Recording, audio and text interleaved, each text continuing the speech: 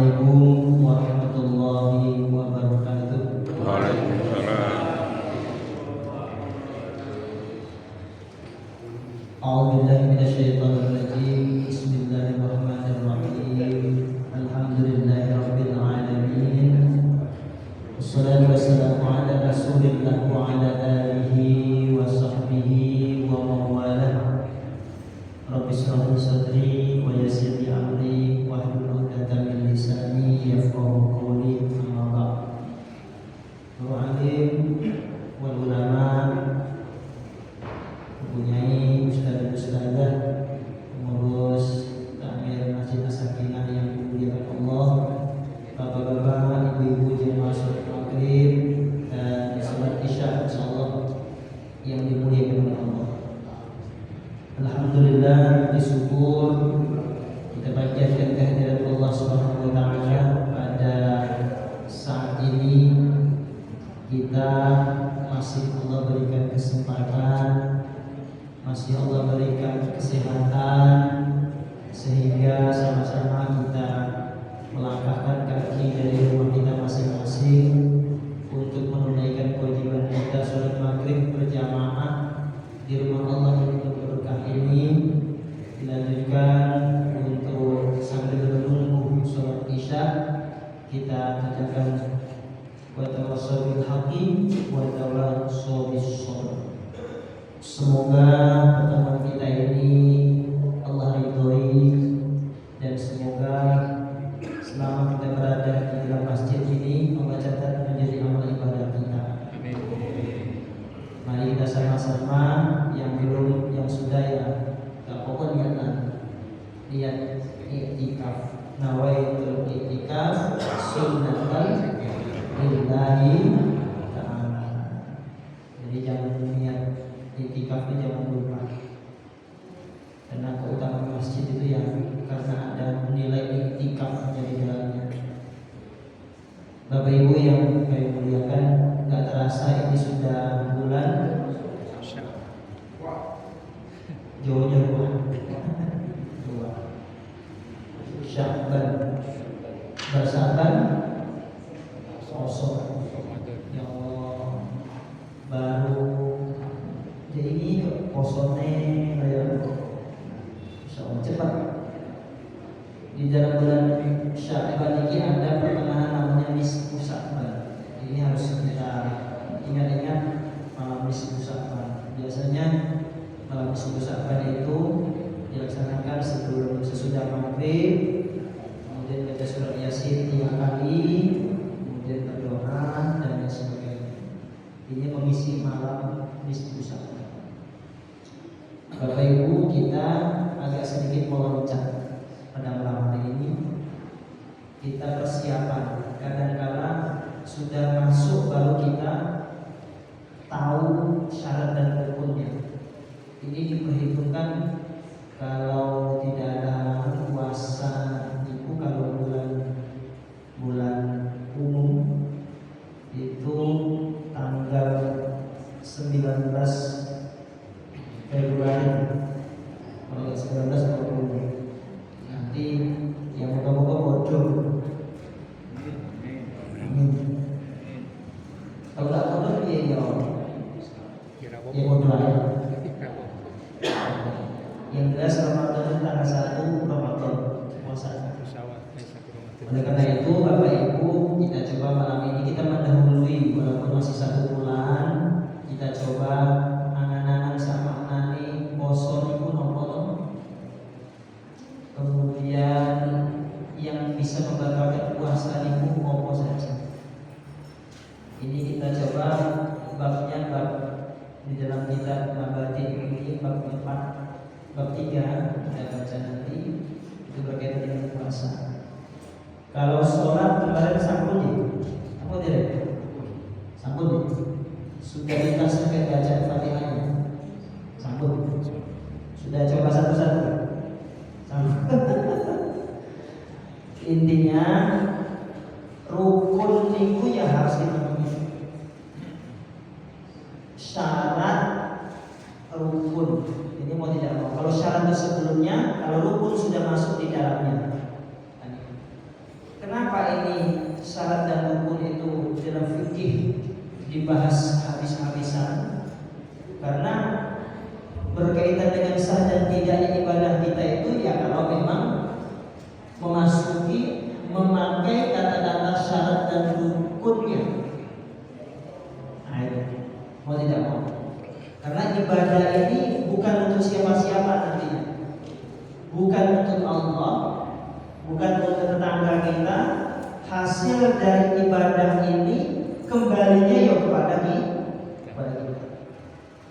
Maka kata Sayyidina Ali pernah jauh dalam sebuah kitab itu, kun indallah khairun nas wa kun indan nafsi sarrun nas wa kun indan nas rajulun minan nas. Ini tolong. Karena ibadah ini harus hati-hati, harus diangan-angan, harus dipelajari. Karena hasil dari ibadah itu yang kembalinya bukan kepada Allah. Jika kita nggak sholat, yang rugi bukan Allah. Jika kita nggak sedekah, ya yang rugi bukan Allah, tetap kita.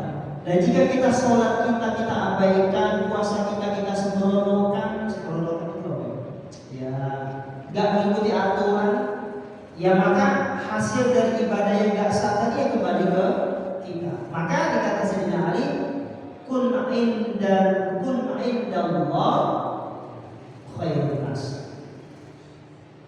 Jadilah ibadah kamu itu ibadah yang paling baik di antara manusia.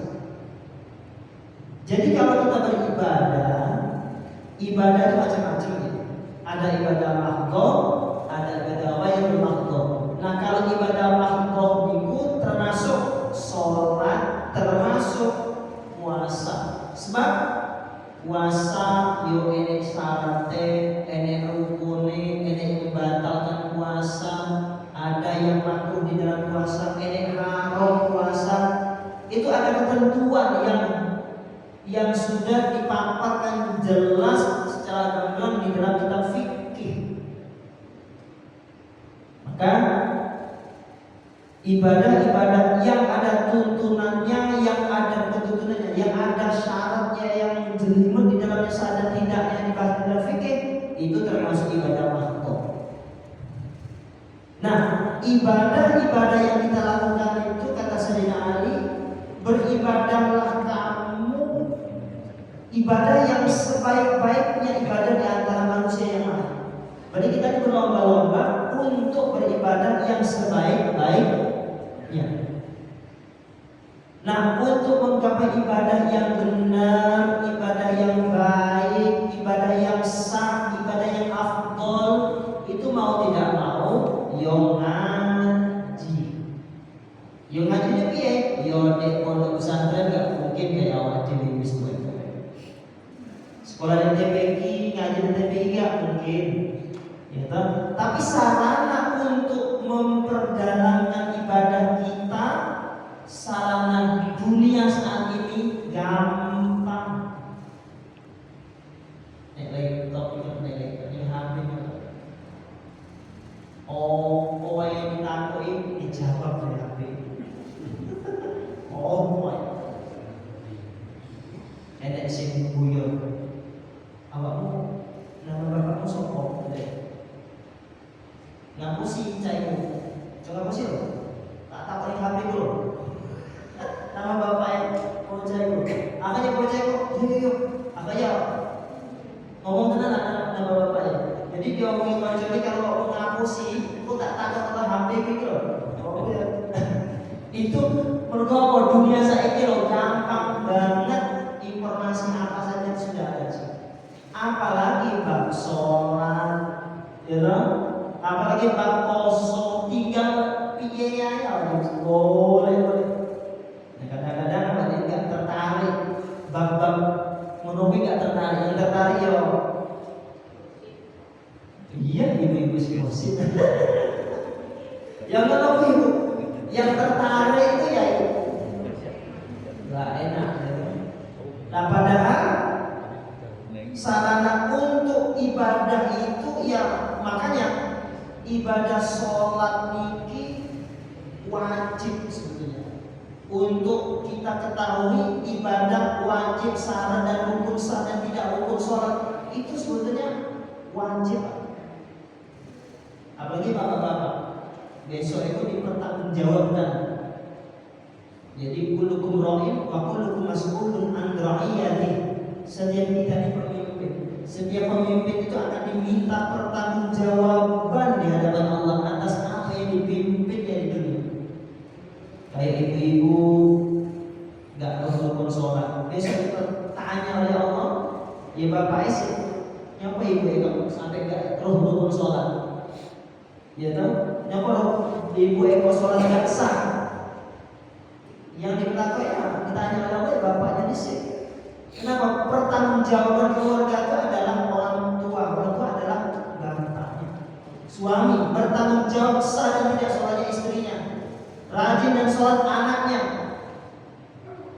Semuanya akan diminta pertanggungjawaban. Nah, kembali ke permasalahan yang disebutkan Sayyidina Ali tadi, ibadah apa saja yang ada kaitannya dengan menunjang kewajiban, maka itu hukumnya wajib untuk kita cari. Sholat itu wajib, maka kita untuk belajar syaratnya sholat, rukunnya sholat, itu hukumnya wajib. Nah, kenapa kita dituntut terus belajar? Karena ilmu itu harus dikaji. Gak iso spontan instan itu gak ono. Instan itu gak, kecuali mie instan.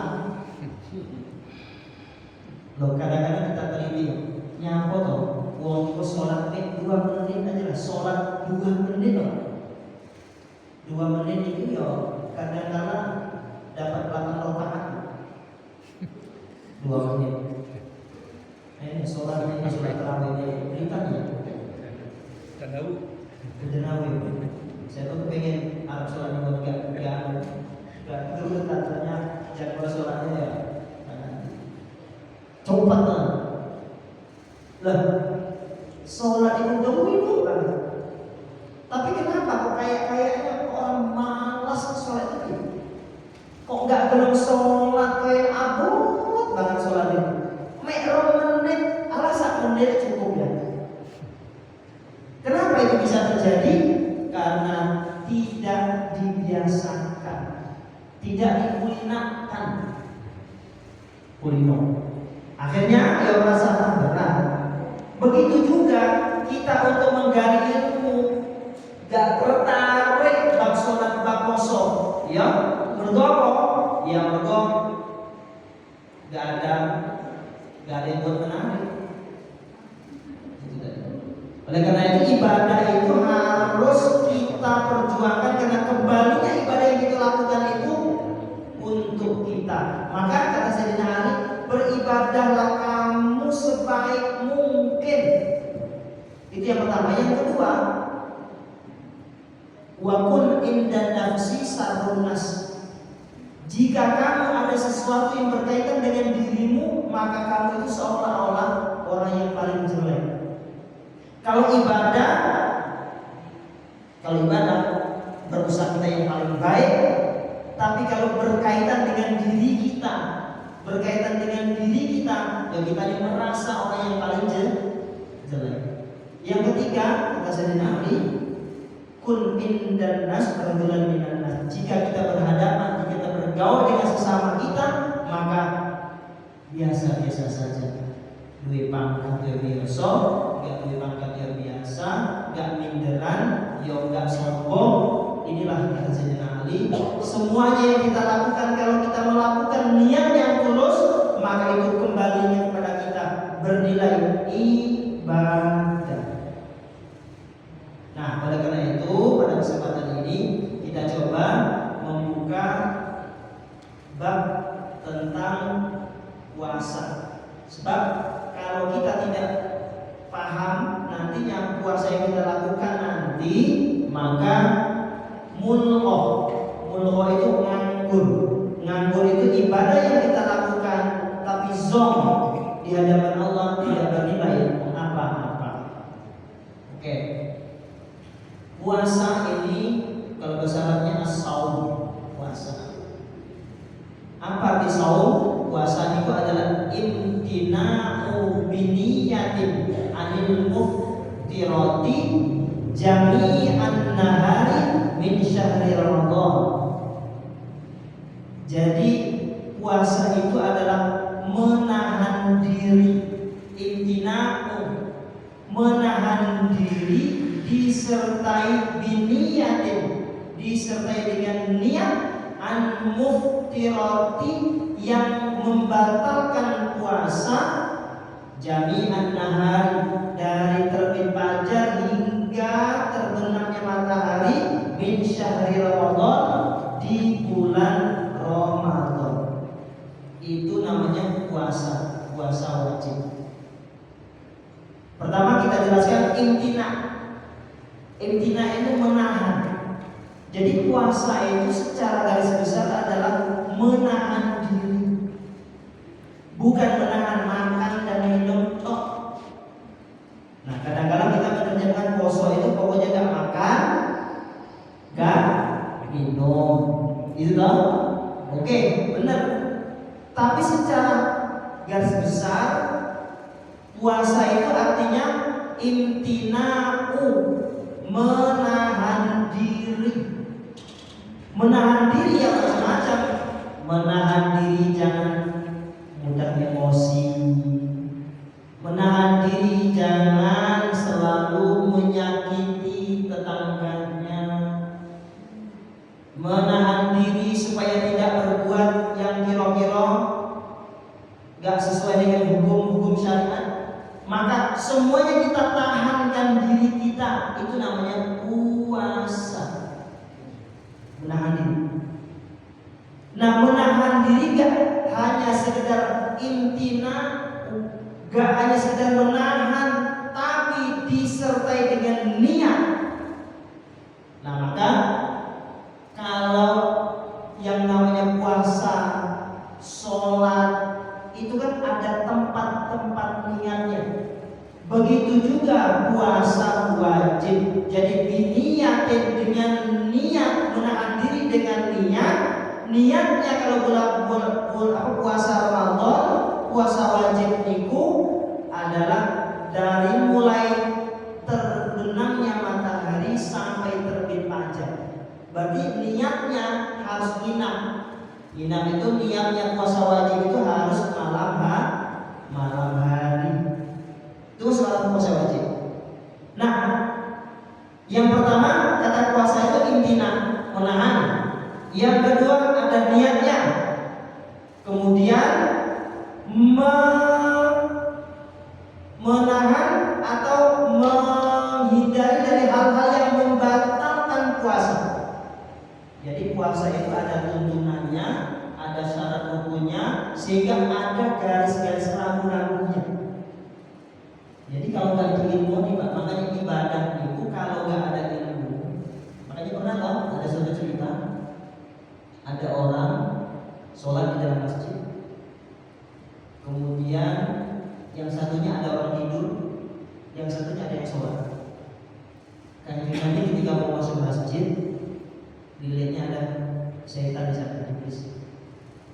Iblis tadi nggak masuk masjid, cuma di depan pintu saja, di depan pintu situ, nggak masuk.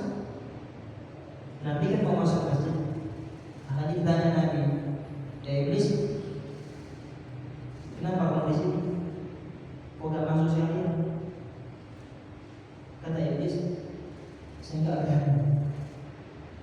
Kenapa nggak berani? Itu ada orang tidur. Kanjeng Nabi kok aneh? Kok takut dengan orang tidur? Bagaimana orang yang sholat? Ditanya Nabi, kenapa nggak takut dengan orang yang tidur? Orang tidur nggak sadar. Itu orang yang sholat. Itu orang yang menjadi ibadah Allah. Kenapa kita takut dengan orang tidur? Yo iblis, karena orang yang tidur itu orang yang berilmu. Yang sholat itu orang yang nggak Yang tidur orang yang berilmu, setan tak. Yang sholat, yang gak punya ilmu, gak usah diganggu, sholatnya gak sah. Gak repot-repot saya tadi. Berarti kalau kita beribadah tanpa ilmu, mulhon. Makanya di belakang imam ada imam, di belakang imam diharuskan orang yang berilmu. Minimal kalau sholat ya ilmu tentang sholat. Kalau sholat berarti kita mau sholatnya sah, berarti ada ilmu tentang sholat. Kalau kita berjamaah berarti ada ilmu tentang sholat berjamaah.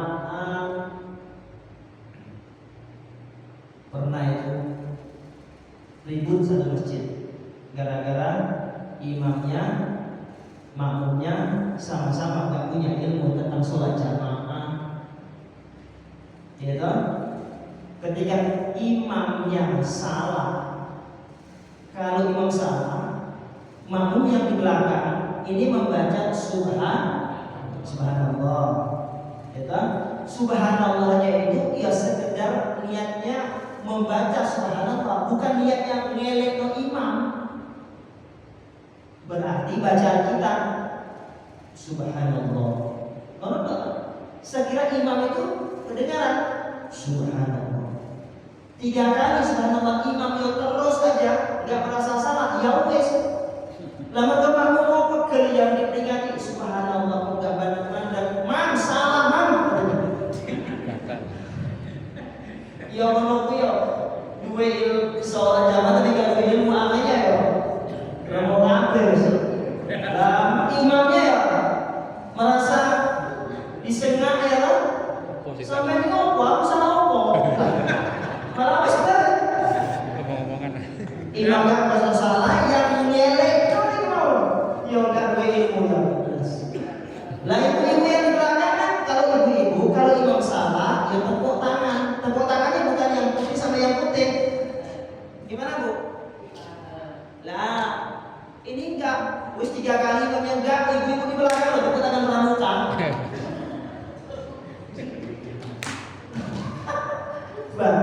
Lah, maksudnya berilmu di sini, ketika kita puasa, ya harus dua ilmu, nggak dua ilmu puasa yang muluk puasa kita batal. Sholat yang menekuni. Nah, jadi puasa itu harus niat, harus menahan yang membatalkan puasa dari mulai terbenamnya matahari sampai dari mulai terbit fajar sampai terbenamnya matahari 1 hari utuh di bulan Ramadan. Itu namanya puasa wajib. Ini sudah pengertian puasa. Sekarang ya, puasa wajib itu ada puasa wajib itu puasa Ramadan. Ngodoni puasa itu ya puasa wajib namanya. Kemudian ada lagi membayar nazar. Pokoknya anak tunggu lulus aku kosong 3 bulan. Nah, ketika mau puasa 3 bulan itu sudah ada kewajiban dia membayar nazarnya, dia harus puasa 3 bulan. Itu termasuk puasa wajib. Nah, kalau yang kita sebutkan di sini, kalau puasa wajib yang selain Ramadan, ya di 2 bulan Ramadan oleh air. Tapi kalau puasa wajib Ramadan, ya harus masuk di dalam bulan Ramadan. Sekarang kewajiban puasa wujub shaum. Yang wajib puasa itu sinten? Yajibu ala kulli muslimin mukallafin mutiqin lahu tahirin minal haidi wan nifasi. Yang wajib puasa ini yajibu ala kulli muslimin, wajib setiap orang Islam. Orang muslim, siapa orang muslim itu? Yang mukallafin, yang mukallaf, yang muti lahu, yang kuat, yang mampu. Kalau puasa Ramadan dia bukan orang muslim, gak wajib puasa. Atau dalam kesimpulannya, jadi puasa Ramadan itu wajib bagi orang muslim. Yang mukallaf itu orang yang sudah terpenuhi syarat.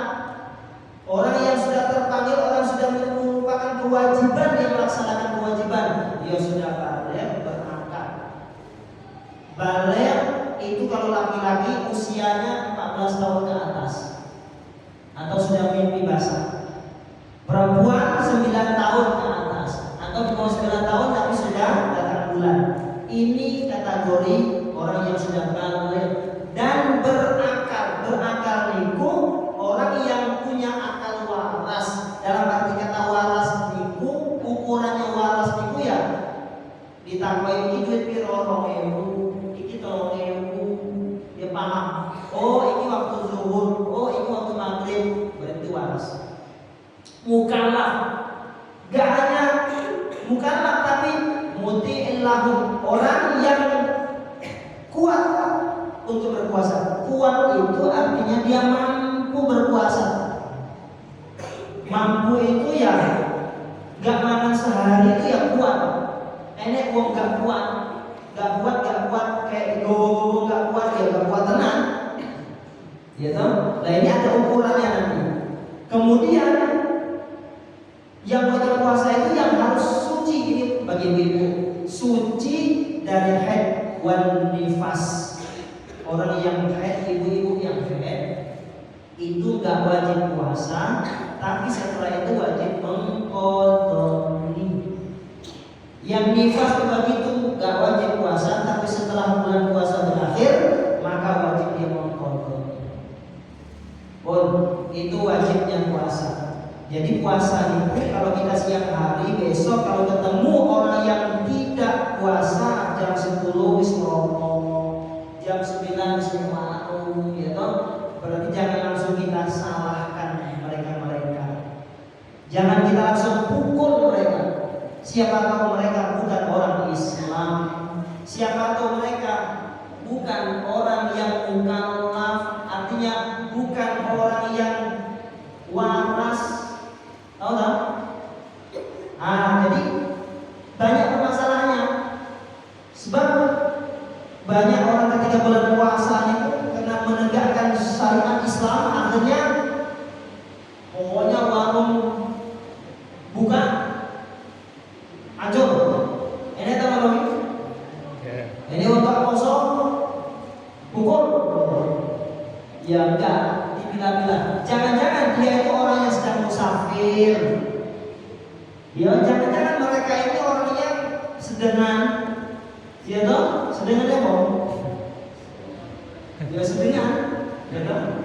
Jadi enggak boleh kita pukul lantai itu.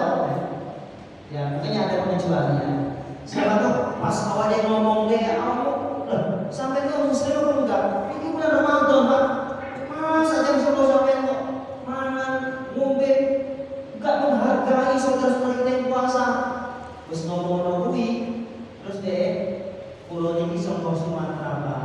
Arep Banyuwangi. Lah. Nek Sumatera Banyuwangi kan musafir. Padahal musafir itu boleh enggak puasa. Lama dulu. Jadi nggak bisa kita langsung pukul harus. Nah, oleh karena itu kewajiban kita harus waspada, jangan sampai kita saling menyalahkan.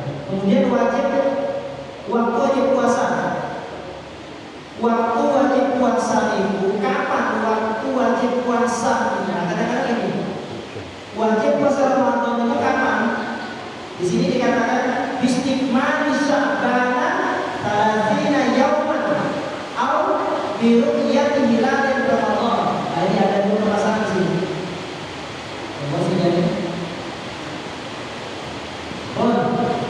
Waktu wajib puasa kapan? Di sini dikatakan bistikmani sya'bana taladzina setelah genapnya tanggal 30 bulan Sya'ban. Genapnya tanggal 30 bulan Sya'ban. Kalau bulan Sya'ban sudah genap 30 hari, maka besoknya pasti tanggal 1 Ramadan. Pasti ya? Oh ya. Jadi awal puasa itu kapan? Ketika bulan Sya'ban sudah 30 hari, maka besoknya pasti bulan Ramadan. Nah, yang membuat selisih kita itu apa sih? Yang kedua, atau biru'yati hilal Ramadan, atau kita sudah melihat bulan sudah muncul di ufuk sana, berarti sudah masuk 1 Ramadan walaupun belum tanggal 30 Sya'ban. Nah ini kadang-kadang perselisihan kita ini ada di sini Pak. Selama saya mengikuti rukyat di Blitar pinggir pantai yang pada sana, dan bertahun-tahun saya ikut sana nginceng, gak pernah lihat. Nah sekarang ini kalau kota Kediri sama Kabupaten Kediri itu pindah ke Pare, nginceng lagi, pindah ke Pare. Di Pare itu ada aliran kita juga aliran sekolah aliran ini itu punya menara tinggi. Kemudian menara itu dibuat tempat untuk melihat bulan. Itu kalau sudah 4 kali saya ke sana, gak pernah kelihatan. Mergolong ketika kita melihat di sana yang cuaca seperti ini, ya mendung, ya hujan, ya gak pernah lihat. Akhirnya kalau bulan itu secara penglihatan gak bisa dilihat, maka digenapkan 30 hari bulan Sya'ban. Maka nginceng bulan itu pasti tanggal 29. Tanggal 29 pasti nanti dari Kemenak itu menginformasikan seluruh Jawa Timur, se-Indonesia bahkan untuk diinstruksikan melihat rukyat hilal. Lah, tanggal 29 Sya'ban itu nginceng, jika kelihatan, jika ada orang yang melihat maka disumpah di sana, maka dia berani disumpah, maka besoknya puasa. Walaupun Sya'ban baru tanggal 29. Lain. Tapi jika se-Indonesia gak kelihatan hilal itu, ini tanggal 29, gak kelihatan, semuanya melaporkan tidak kelihatan, maka pemerintah memutuskan pasti besoknya belum puasa. Digenapi Sya'bannya 30 hari. Nah di sini selisihnya kita di sini. Yang hitung-hitungan itu hari ini tanggal 1 Ramadan, yang nginceng bulan karena bulan yang kelihatan maka Ramadannya ya besok. Nah hanya selisih itu. Padahal ya mulai berpuasa tidak pokok. Kalau biasanya orang itu kalau puasa mau carry, ya kan? Kalau Ramadan, kalau Idul Fitri mau yang bocor ya. Nah, sekarang itu tadi sudah ya, puasa penting puasa sudah, wajib puasa sudah, waktu wajibnya puasa itu Sya'ban 30 hari, maka yang tanggal berikutnya mesti tanggal 1 Ramadan. Kalau tidak, maka rukyat harus kelihatan dulu kalau mau puasa tanggal 29 Sya'ban. Kemudian yang selanjutnya hal-hal yang membatalkan puasa, al-mufatiratu shaum, hal-hal yang membatalkan puasa itu macam-macam. Nah ini yang kadang-kadang masih pertentangan kita. Yang pertama at-taqayyumu amdan, muntah dengan sengaja. Muntah dengan sengaja itu berbagai macam faktor. Ya, kalau kita naik bis ke Surabaya, gak pernah naik bis, ujuk-ujuk pertengahan perjalanan naik Jombang muntah di mobil, itu gak termasuk membatalkan puasa, sebab tidak disengaja. Maksud disengaja itu pokok piye, umpamanya ada kita makan ikan laut ya, ternyata ada ring di sini, kan gak enak tau. Akhirnya biar ring metu, akhirnya tangan kita sotong, sampai ngambil ring, ringnya gak kena, akhirnya muntah, ada kosong, batal. disengaja. Batal. Jadi mutar dengan sengaja.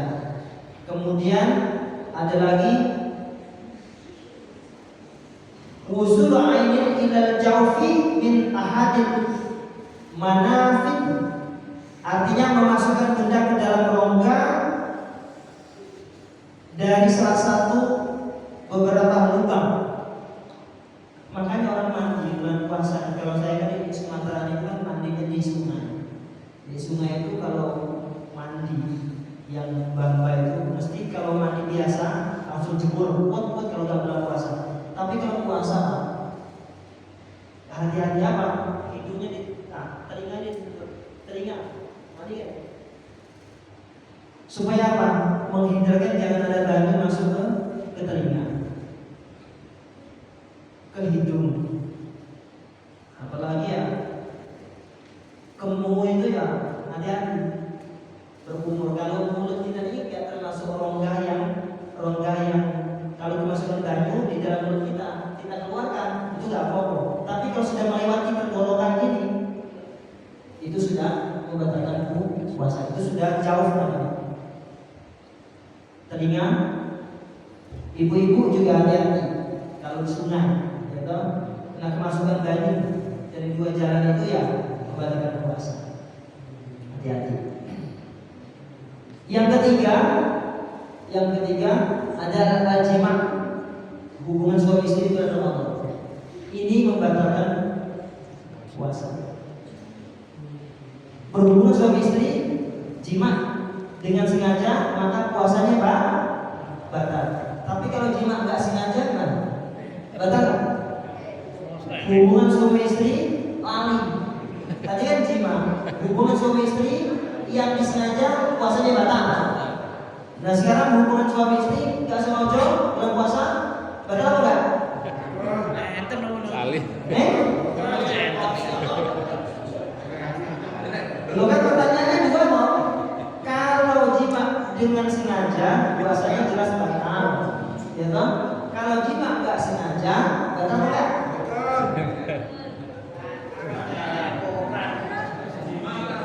Bulannya poso. Pertanyaannya apa ini? Jadi kan apa itu pertanyaannya? Apa yono dong? Ya apa Pak? Ini Pak. Ya bukan nggak aku ya nggak tahu. Ini kan ada keterangan dulu kan saya muskilan waktu itu ketika mau itu. Apa yo ini dong? Sama sedang ngomong tapi lari gitu. Makanya puasanya jalan terus nggak batal puasanya Pak. Ya guru saya ngomong iya benar. Ternyata ya ono contoh kebiasaan orang itu jam 4 sore minta jatah giveaway gitu. Jadi paling 4 sore. Sebelum bulan Ramadan yang 4 sore. Angkanya boleh kalau jam 4 jalur KI, ya dong? Jam 4 berkantor jalur KI. Lah enggak apa lagi? 12 bulan poso berkantor jalur KI. Gitu pada bulan poso toh. Ibu eyo enggak kelingan di bulan poso. Bapak eyo enggak kelingan mertua kulino jam 4 diparingi jatah, ya toh? Jam 4 yo enggak kelingan di bulan poso, ya toh? Baru kuwi selesai, gitu. Metu di rumah, akhirnya ngomong kirim menjadinya kok tak jalan mbak. Loh, ini poso tak itu? Lali, iku bulan poso. Nah, ngono kuwi peristiwa ngono kuwi gampang tahu. Tenang. Pertanyaannya repot dijawab.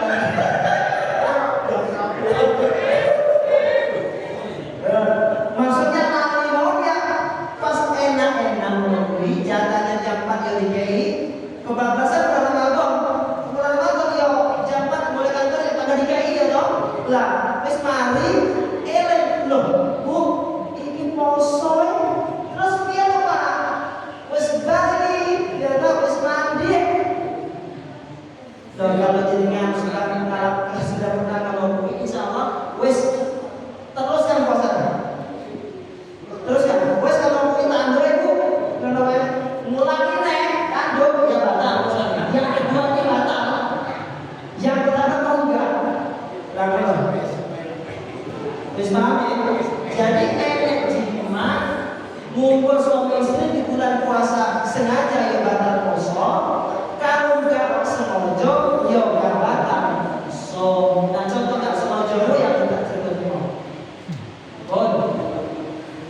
Yang keempat yang membatalkan puasa itu adalah al-istimta'u, keluar mani.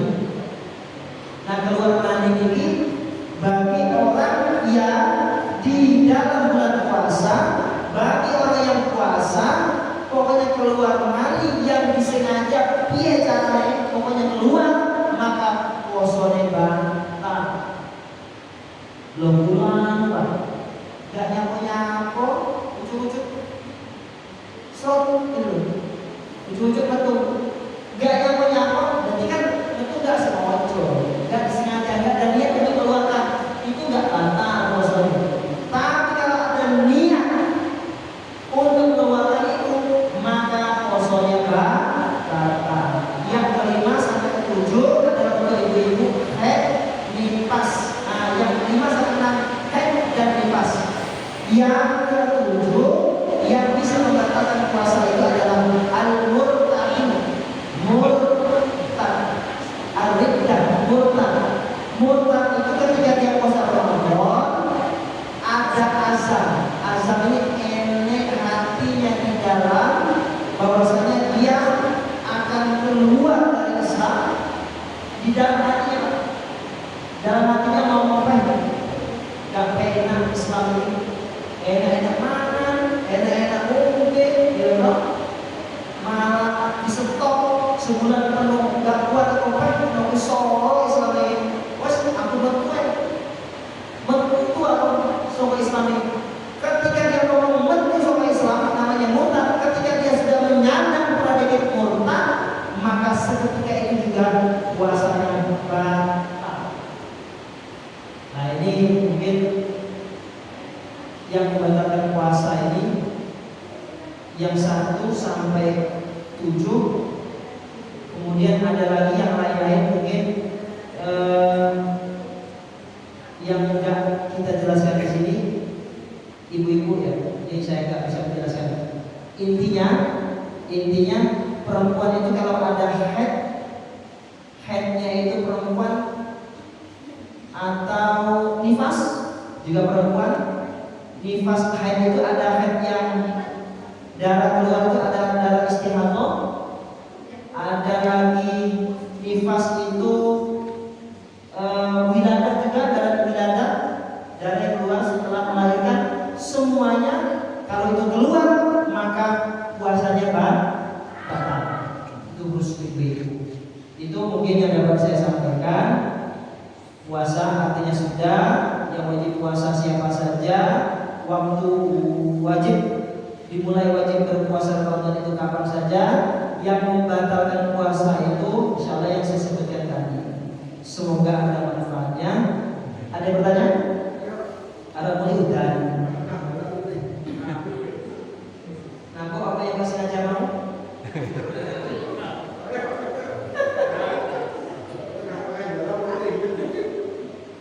Sebetulnya ada yang bagi ibu-ibu ya.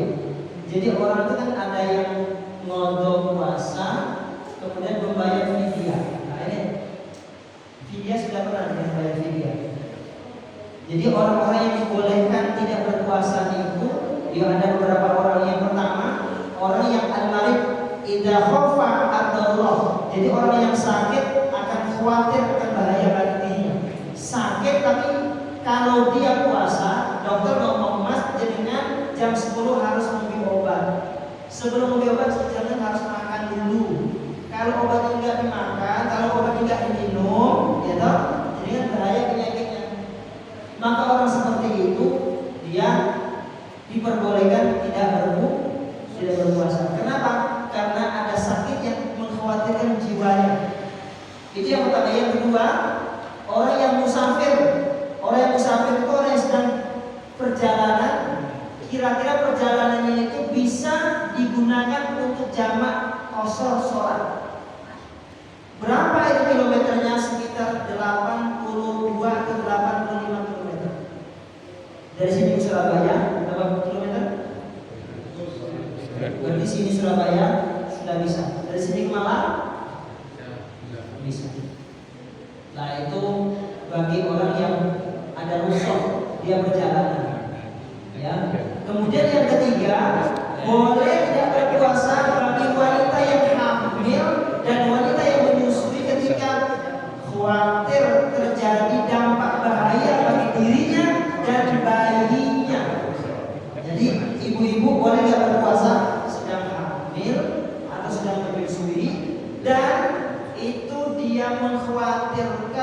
kesehatan badannya maupun kesehatan jiwanya, maka dia juga boleh tidak berpuasa. Yang keempat, orang laki-laki atau orang perempuan yang rentan atau orang yang sakit dan sakitnya itu tidak ada harapan untuk sembuh, maka dia juga boleh tidak berpuasa. Oke. Sampun saya. Iya. Bapak Ibu yang saya muliakan, mungkin itu yang dapat saya sampaikan. Dan ini terakhir ya, besok sudah puasa kan? Sinyampang masih ketemu. Selama kita berjumpa, bertemu, selama saya mengisi di sini, ada hal yang kurang berkenan karena puasa libur, dan semoga Allah berikan kita kesehatan sehingga kita sama-sama bisa masuk dengan selamat, dengan sehat, dengan ikhlas, dengan tawadhu, dengan hal-hal yang bisa menunjang ibadah kita selama bulan Ramadan. Dan sekiranya selama ini saya ada hal yang kurang berkenan, saya mohon maaf yang sebesar-besarnya. Dan andai kata maklumnya manusia insan maksudnya manusia itu adalah gak terlepas dari salah dan dia gak pantas. Mungkin ada hal yang gak pantas saya seperlukan, saya mohon maaf yang sebesar-besarnya. Semoga apa yang kita sampaikan ini Allah ridhoi dan tidak bekal kita ibadah kita lebih baik lagi. Amin ya Allah ya Rabbal alamin. Allahumma rabbana taqabbal minna sholatana wa siyamana wa ruku'ana wa sujudana wa ta'abudana wa tarasulana wa tabarru'ana wa tansirana ya Allah ya arhamar rahimin. Rabbana atina fid dunya hasanah wa fil akhirati hasanah wa qina adzabannar. Walhamdulillahi rabbil alamin. Assalamualaikum warahmatullahi wabarakatuh. Waalaikumsalam.